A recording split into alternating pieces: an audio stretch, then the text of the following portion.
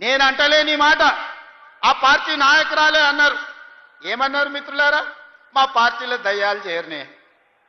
సొంతింటి బిడ్డ టీఆర్ఎస్లు ఉన్నోళ్ళు దయ్యాలని చెప్తుంటే సమాధానం చెప్పలేక దయ్యాల నాయకుడు ఫామ్ హౌస్ లో నిద్రపోతుండు. నేను అడుగుతున్నది బీఆర్ఎస్ కాదు, డిఆర్ఎస్.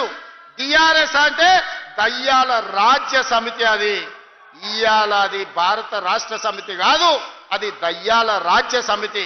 అందుకే ఇవాళ ఈ వేదిక మీద నుంచి తెలంగాణ ప్రజలకు నేను మాట ఇస్తున్నా, అవి దయ్యాలు కాదు, కొరివి దయ్యాలను వాళ్ళని పొలిమేర్లు దాటే వరకు తరిమి కొట్టే బాధ్యత 4 కోట్ల తెలంగాణ ప్రజల తరఫున మీ సోదరుడిగా నేను ఆ బాధ్యత తీసుకుంటా.